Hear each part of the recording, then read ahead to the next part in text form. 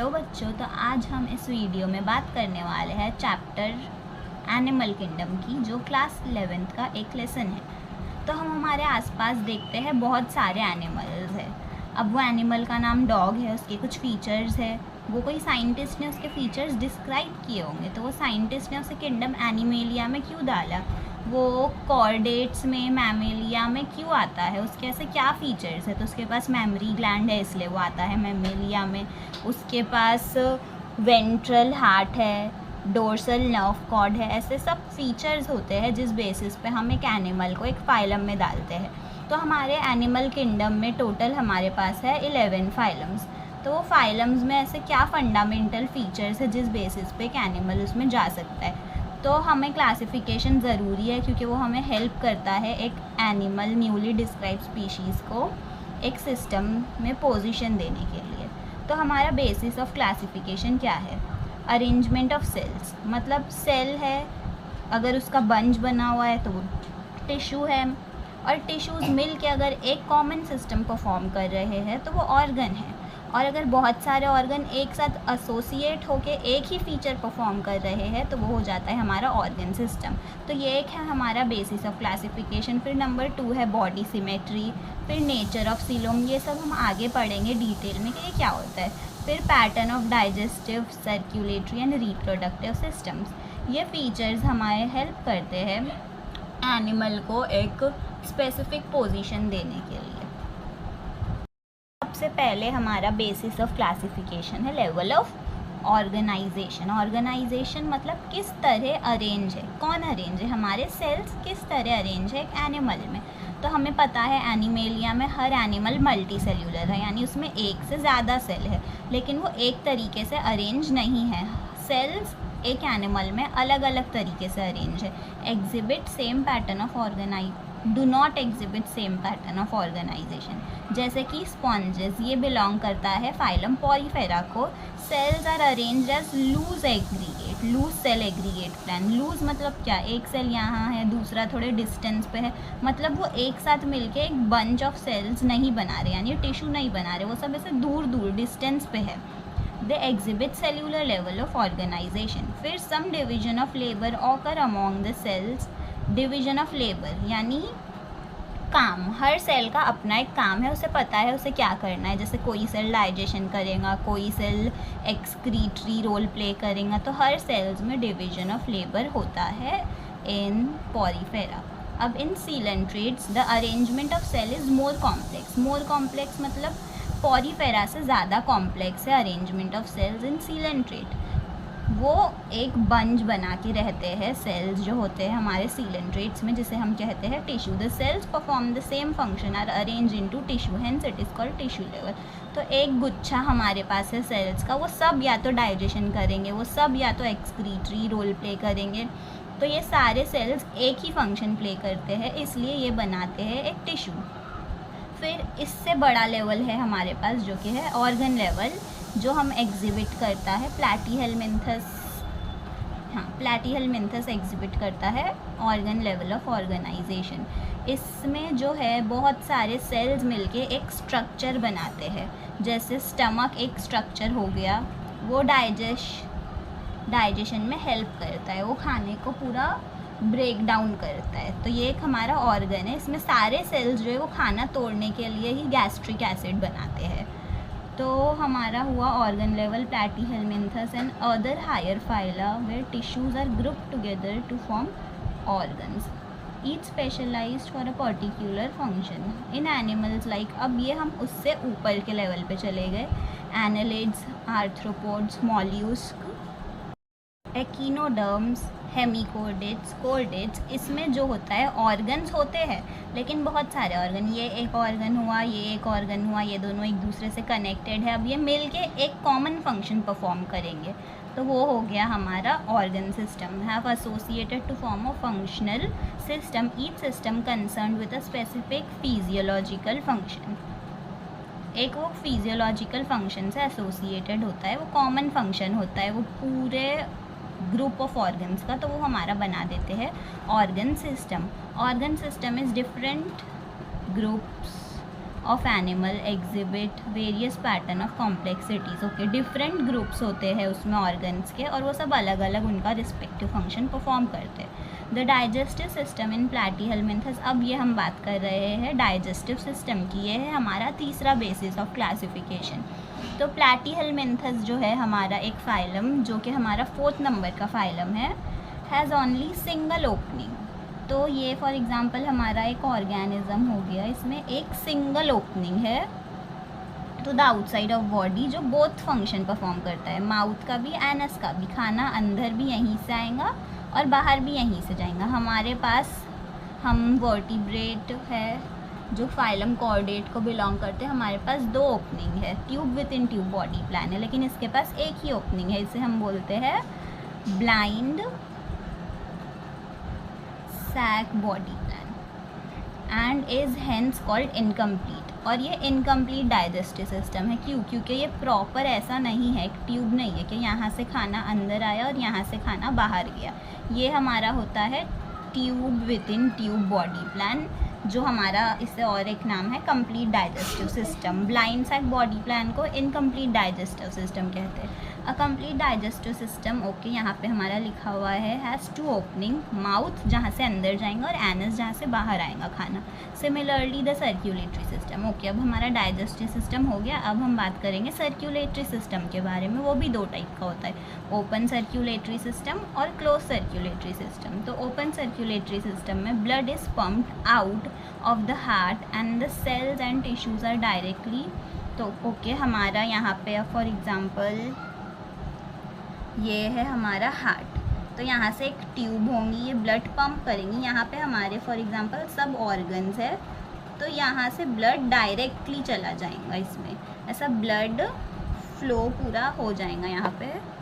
Wait,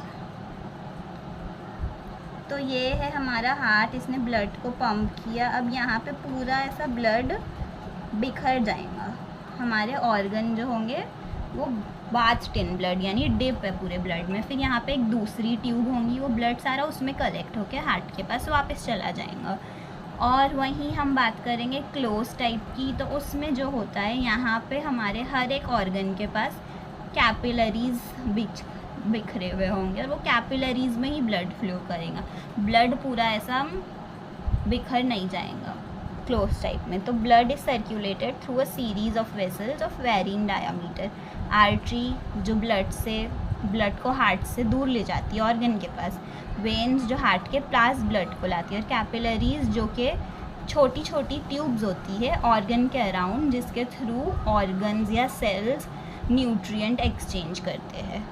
तो अब हम देखते हैं नेक्स्ट टॉपिक क्या है। एंड यस, एक और बात, जो हमारा क्लोज सर्क्यूलेटरी सिस्टम है ये इतना कॉमन नहीं है, ये सिर्फ हायर ऑर्गेनिजम्स में दिखता है, और ये हमें मिलता है एनालिडा में। एनालिडा फर्स्ट ग्रुप है क्लोज सर्क्यूलेटरी सिस्टम शो करता है, जो एक हमें ये दिखता है कॉर्डेट्स में, और मॉल्यूस्का के कुछ ही मेंबर्स में दिखता है, जिन्हें हम कहते हैं सिफेलोपॉड मॉल्यूस्क। मेजर मॉल्यूस्का के पास ओपन सर्क्यूलेटरी सिस्टम ही होता है। तो क्लोज सर्क्यूलेटरी सिस्टम अगर आप ज़्यादा डीप में नहीं जानना चाहे, याद रखना चाहे, तो एनालिड्स और कोर्डेट्स में ही होता है क्लोज्ड सर्क्यूलेटरी सिस्टम। अब हम बात करेंगे बॉडी सिमेट्री के बारे में। Animals can be categorised on the basis of their symmetry. Symmetry यानी क्या? वो डिवाइड कितने प्लेन्स में हो सकते हैं या नहीं हो सकते। तो स्पॉन्जेस आर असिमेट्रिकल। असिमेट्रिकल मतलब वो कैसे भी है। अब हम यहाँ पे एक प्लेन में डिवाइड करेंगे तो आप देख सकते हैं यहाँ की साइड और यहाँ की साइड अलग है। आप कोई भी प्लेन में डिवाइड कीजिए, वो 2 साइड, जैसे ये हिस्सा ये दोनों एक दूसरे से सेम नहीं है, ये दोनों अलग है, तो ये हो गया asymmetrical. Any plane that passes through centre does not divide them into equal half. आप कितने भी प्लेन पास कर लीजिए, वो दोनों साइड के इक्वल नहीं रहेंगे, यानी दोनों साइड जो हम डिवाइड करेंगे वो सेम कभी नहीं दिखेंगी। तो ये हो गया असिमेट्रिकल। फिर हम जब कोई प्लेन पास करते हैं through central axis of the body, it divides the organism into 2 identical half, it is called radial symmetry. Okay, तो सेंट्रल एक्सिस हमारा, जैसे हम यहाँ पे देखिए, ये हमारा शो कर रहा है रेडियल सिमेट्री। सेंट्रल एक्सिस यानी क्या? तो हमारा ये फॉर एग्जांपल ऐसा ही कुछ भी है, तो आपने यहाँ से एक पास किया, यहाँ से मतलब सेंट्रल एक्सिस। तो ये हो गई रेडियल सिमेट्री। आप सेंटर से इसको, ये हो गई जो एक एक्सिस होती है, आप वहाँ से इसको डिवाइड करेंगे तो वो जो दो हमें हाफ्स मिलेंगे वो सेम होंगे। फिर कॉलेंट्रेट्स एंड टीनोफोरास एंड एकिनोडर्म्स। एकिनोडर्म्स का एक स्पेशल केस है। जो एकिनोडर्म्स में होते हैं एडल्ट,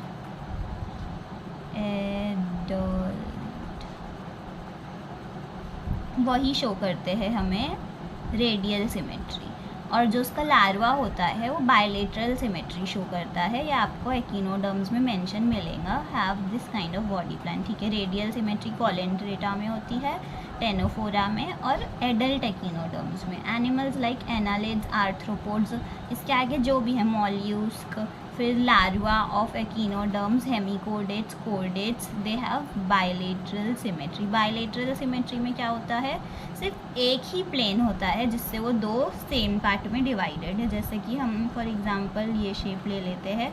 अब ये एक ही प्लेन है जिससे, वैसे तो यहाँ पे ये भी एक हो जाएगा यहाँ से, लेकिन आप देखिए यहाँ पे साइज़ अलग है, यहाँ पे साइज़ अलग है।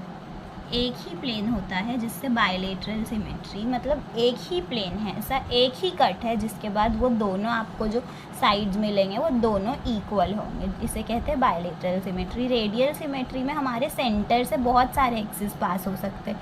ये फॉर एग्जांपल इसका सेंटर है कोई ऑर्गेनिज्म का, तो यहाँ से ये एक्सिस हो गई, ये एक्सिस हो गई, ये एक्सिस हो गई। इसमें बहुत सारे एक्सिस है जो सेंटर से पास करते हैं और डिवाइड करके हमें same plane, same sides, same part show होता है, उसे हम कहते हैं रेडियल सिमेट्री। तो ये हमारी सिमेट्री हो गई। नेक्स्ट क्राइटेरिया है जर्म लेयर। जर्म लेयर क्या होती है, जब एम्ब्रियो स्टेज में होता है यूटेरस में, तब उसके जो सेल्स होते हैं वो लेयर्स में डिवाइड हो जाते हैं। जर्म लेयर्स हम जिन्हें कहते हैं, ये देखिए ऐसी होती है हमारी जर्म लेयर। जर्म लेयर जो होती है वही हमारे डिफ्रेंशिएट होकर सारे ऑर्गन्स बनाती है, जैसे स्टमक हो गया, स्किन हो गया, जो भी हमारा बना है ये 3 लेयर से बना है अगर हम ह्यूमंस की बात करें। और वही कुछ ऑर्गेनिज्म में 2 लेयर्स होती है। तो जिनके पास 2 लेयर्स से सब बनता है वो होता है डिप्लोब्लास्टिक, और जिनका 3 लेयर से सब बनता है वो होता है ट्रिप्लोब्लास्टिक। तो 2 लेयर होती है, तो हमारे पास कौन सी 2 लेयर होती है, एक होती है एक्टोडर्म और दूसरी होती है एंडोडर्म। और हमारी ये हो गई एक्टोडर्म, ये हो गई एंडोडर्म। तो इसके बीच में हमें एक और लेयर दिखती है जिसे हम कहते हैं मीसोग्लिया। ये मीसोग्लिया डिफ्रेंशिएट होकर कुछ नहीं बनाती है, इसका पर्पस सिर्फ एक ही है, ये दोनों एक्टोडर्म और एंडोडर्म को सेपरेट करती है। मीसोग्लिया एक, देखिए यहाँ पे मेंशन है, an undifferentiated layer mesoglea is present between ectoderm and endoderm. ये जेली लाइक लेयर होती है, जेलीटीनियस लेयर, जो यहाँ मेंशन नहीं है।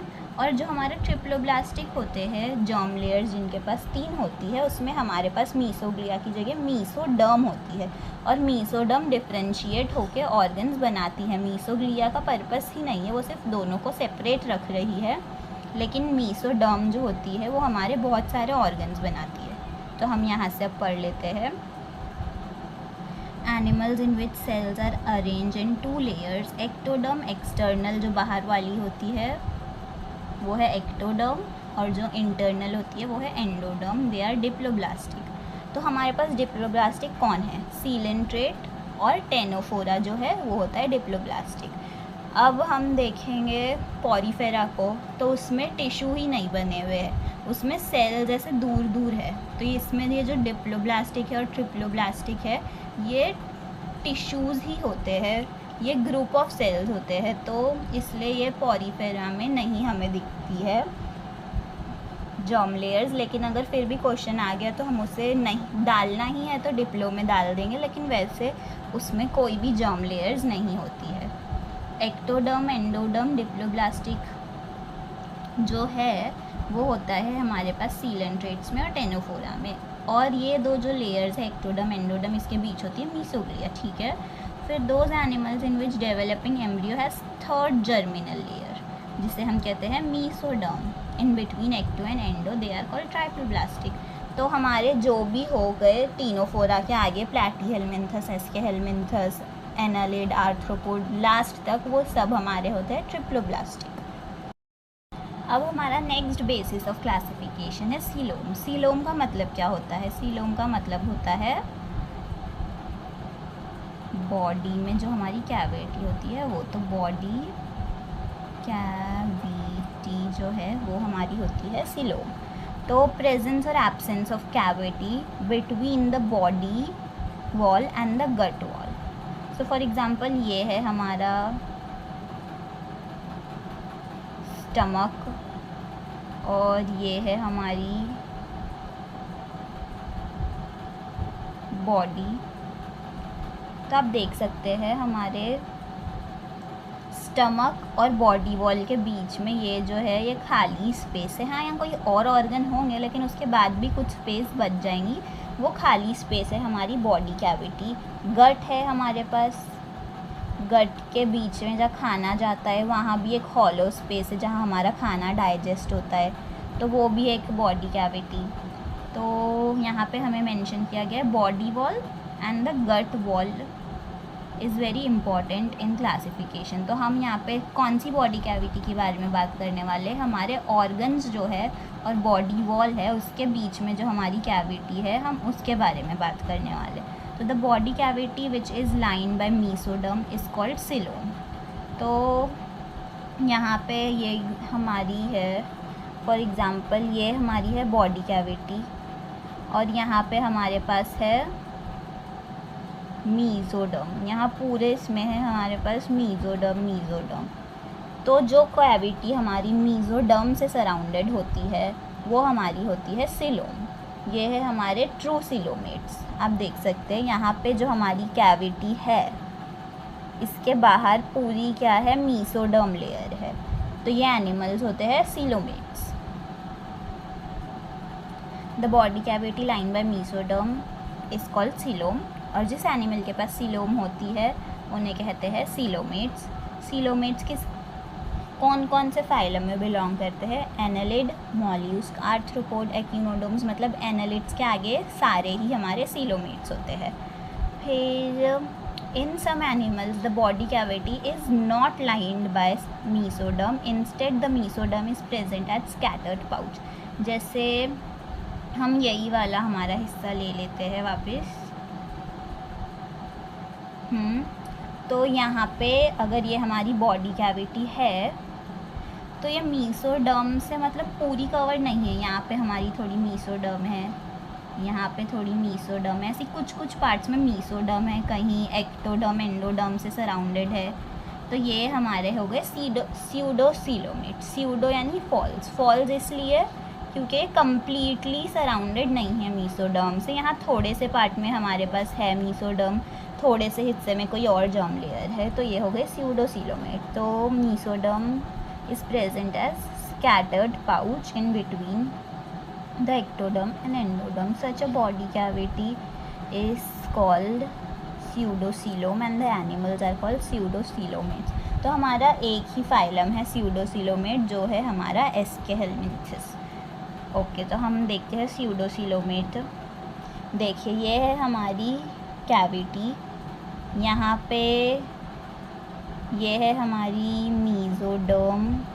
वेट, हम इसे थोड़ा सा स्पेसिफाई कर देते हैं। ये है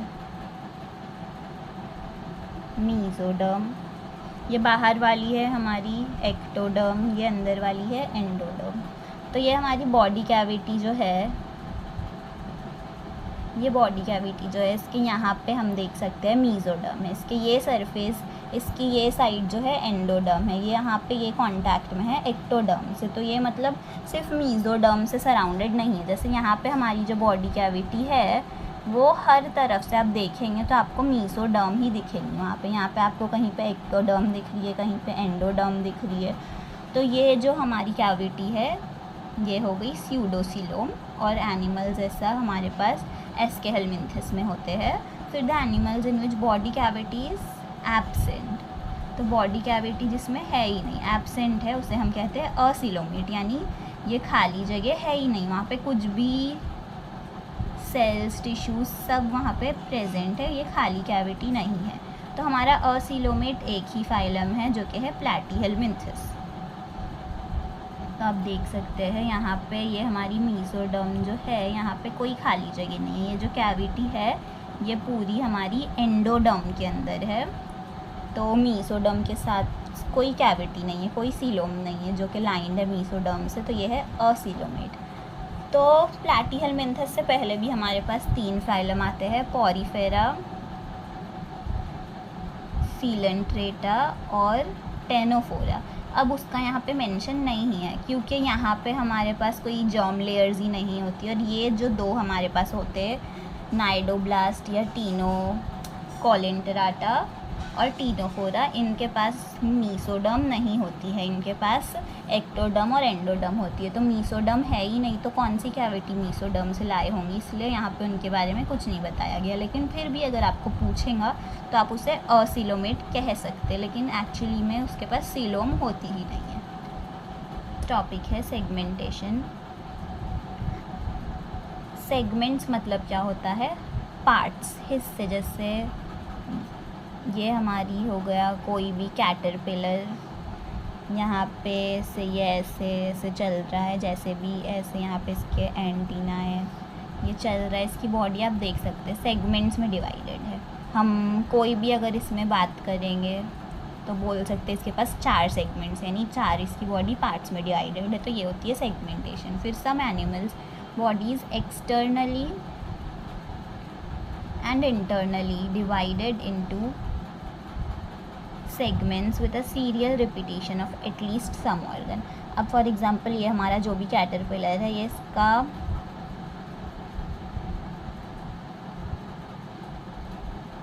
स्टमक हो गया, तो हम इसे कह सकते हैं ये 2nd और 3rd सेगमेंट में स्टमक है।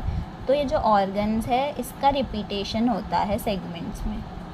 So in earthworm the body shows the pattern called metameric segmentation and the phenomena is called metamerism। हमें मेटामेरिज्म जो है वो 3 ही इसमें दिखती है। एक हो गया हमारा एनालिड,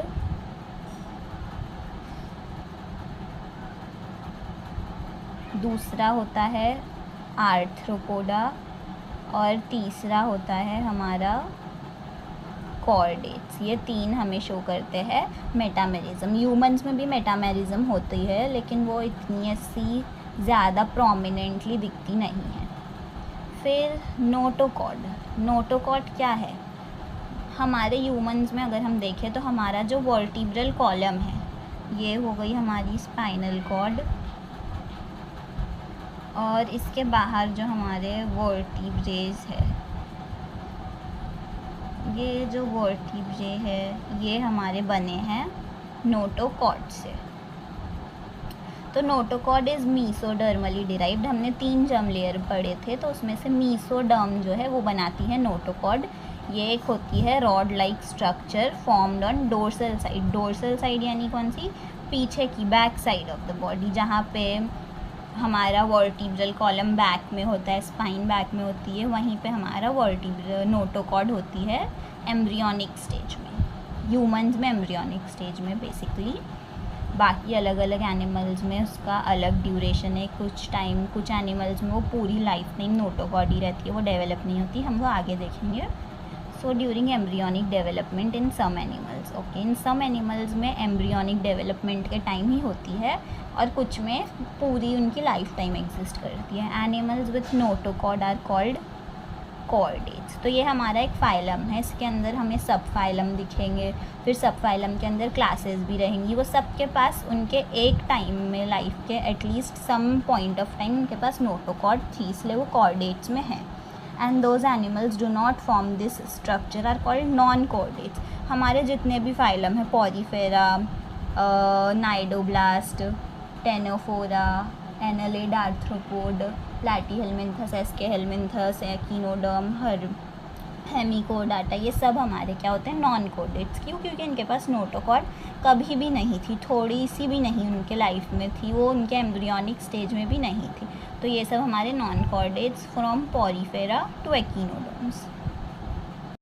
तो अब हमने सारे बेसिस ऑफ क्लासिफिकेशन के फीचर्स पढ़ लिए, coelom, segmentation, symmetry, digestive system, circulatory system.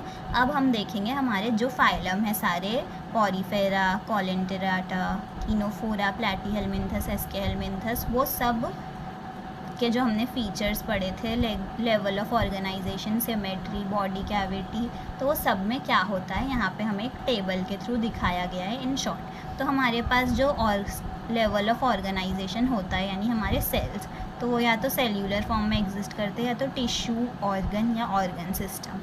तो अब हमारा सेल्यूलर फॉर्म सिर्फ एक ही फाइलम के पास है जो कि है पॉरीफेरा। अब पॉरीफेरा की सिमेट्री क्या है, असिमेट्रिकल मोस्टली, क्योंकि एक आध एक्सेप्शन कभी कभार आ जाता है। फिर अगर हम देखें पॉरीफेरा के पास बॉडी कैविटी वैसे तो नहीं होती क्योंकि उसके पास मीसोडर्म नहीं होती है, लेकिन अब हम कहने को इसको ऑसिलोमेट में डाल देते। फिर अब हमारे आ गए बाकी के ग्रुप्स, तो ये दोनों के पास हमारा होता है टिश्यू लेवल ऑफ ऑर्गेनाइजेशन। प्लैटीहेलमिन्थस के पास होता है ऑर्गन लेवल, और ये जो बाकी सब है हमारे नीचे, इनके पास होता है organ system level of organization. यहाँ पे वो सब एक साथ ही ले लिए क्योंकि उतना फिर टेबल हमारा कॉम्प्लेक्स होता जाएगा। फिर सिमेट्री की अगर बात करें तो रेडियल सिमेट्री में हमारे आ गए सीलेंट्रेटा और टेनोफोरा, और इन दोनों के पास भी सीलोम नहीं होती है, तो ये दोनों ऑसिलोमेट। और रेडियल सिमेट्री एक और चीज़ के पास होती है जो कि एक थोड़ी एक्सेप्शन है, वो हमारे पास होता है एकिनोडर्मेटा। एकिनोडर्मेटा का जो होता है एडल्ट फॉर्म, उसके पास होती है रेडियल सिमेट्री। फिर अब हम बात करेंगे प्लैटीहेलमिन्थस की। तो प्लैटीहेलमिन्थस भी होता है असिलोमेट, क्योंकि मीसोडर्म जो होती है प्लैटीहेलमिन्थस ट्रिप्लोब्लास्टिक है, लेकिन उसकी मीसोडर्म कोई भी कैविटी को सराउंड नहीं करती है। और ऊपर के दोनों में तो सीलोम होती ही नहीं है, मतलब मीसोडर्म होती ही नहीं है, उन लोग डिप्लोब्लास्टिक है ये दोनों, सीलेंट्रेटा और टेनोफोरा। फिर हमारा जो एस्केहेलमिन्थस है, इसमें सीलोम होती है लेकिन वो सिर्फ मीसोडर्म से सराउंडेड नहीं होती है, कहीं पे वो एक्टोडर्म और एंडोडर्म से भी सराउंडेड होती है, इसलिए वो फॉल्स सीलोम हो गई, स्यूडोसीलोमेट। और हमारे एस्केहेलमिन्थस के बाद जितने भी है वो सब ट्रू सीलोमेट है, यानी उनकी जो कैविटी होती है वो कम्प्लीटली मीसोडर्म से सराउंडेड होती है। फिर यहाँ पे उनकी सिमेट्री के बारे में भी लिखा गया है कि नीचे के जो टीनोफोरा के बाद के सब हमारे हैं फाइलम, वो सब होते हैं बायलेटरली सिमेट्रिकल, यानी वो एक ही प्लेन में दो इक्वल हाफ्स में डिवाइड होते हैं। रेडियल सिमेट्री में हमारा क्या होता है कि एक सेंट्रल एक्सिस जो होता है, उधर से हम कितने भी प्लेन्स पास कर सकते हैं, बस वो सेंटर से पास होना चाहिए।